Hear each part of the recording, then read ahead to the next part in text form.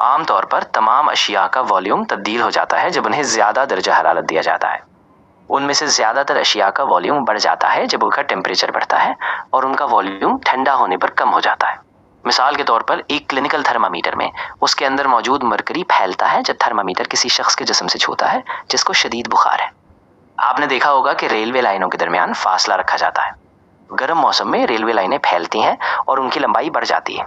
अगर फासला ना दिया जाए तो फैलाव की वजह से रेलें साइड की तरफ मड़ने लगती हैं और ये हादसे का सबब बन सकता है।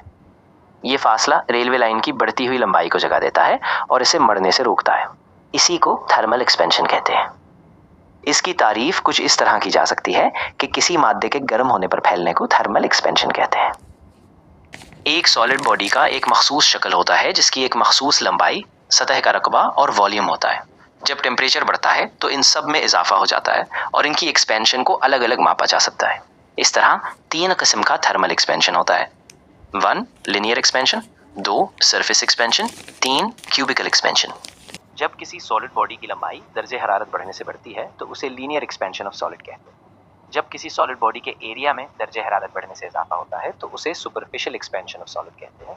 और जब किसी सॉलिड बॉडी के वॉल्यूम में दर्जे हरारत बढ़ने से इजाफा होता है तो उसे क्यूबिकल एक्सपेंशन कहते हैं। मुख्तलिफ सॉलिड के एक्सपेंशन को उनकी लेंथ, सरफेस और वॉल्यूम के लिहाज से नापने और मुवाजना करने के लिए हम 3 कोफिशिएंट ऑफ थर्मल एक्सपेंशन इस्तेमाल करते हैं।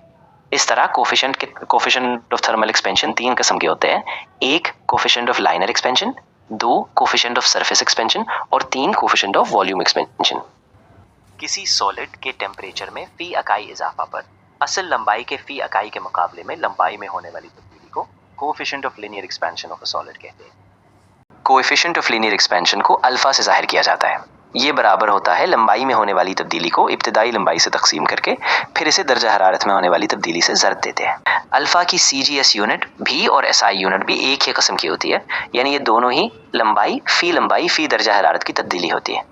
CGS निज़ाम में ये पर डिग्री सेल्सियस के तौर पर और SI निज़ाम में ये पर केल्विन के तौर पर जाहिर की जाती है। कि किसी ठोस का जब दर्जा हरारत बढ़ता है तो उसकी सतह का रकबा भी बदलता है। फी यूनिट दर्जा हरारत बढ़ाने पर असल सतह के मुकाबले में जो तब्दीली आती है उसे हम कोएफिशिएंट ऑफ सरफेस एक्सपेंशन कहते हैं। इसका फार्मूला ये है कि हम रकबे में तब्दीली को इब्तिदाई रकबे और दर्जा हरारत की तब्दीली से तकसीम करते हैं। कोएफिशिएंट ऑफ सरफेस एक्सपेंशन को बीटा से एक्सप्रेस किया जाता है। SI निज़ाम में पर केल्विन K1 और CGS निज़ाम में पर डिग्री सेल्सियस। किसी सॉलिड के वॉल्यूम में होने वाला इजाफा फी यूनिट असल वॉल्यूम फी दर्जा हरारत इजाफे को कोएफिशिएंट ऑफ क्यूबिकल एक्सपेंशन कहते हैं। बाई मेटालिक स्ट्रिप का तजर्बा। एक बाई मेटालिक स्ट्रिप ले जो 2 मुख्तलिफ मेटल की बराबर लंबाई की पट्टी से बनी होती है, जैसे पीतल और लोहा, जिन्हें एक साथ मजबूती से जोड़ दिया जाता है, वेल्डिंग कर दिया जाता है, ताकि ये आम दर्जा हरारत पर सीधी रहे। जब हम एक बर्नर से कुछ मिनट तक गर्म करते हैं तो पीतल लोहे से ज्यादा फैलता है, जिसकी वजह से बाई मेटालिक स्ट्रिप मुड़ जाती है। ये तजर्बा साबित करता है कि पीतल एक ही टेम्परेचर के इजाफे पर लोहे से ज्यादा फैलता है। अगर स्ट्रिप को ठंडा किया जाए तो पीतल लोहे से ज्यादा सिकुड़ता है।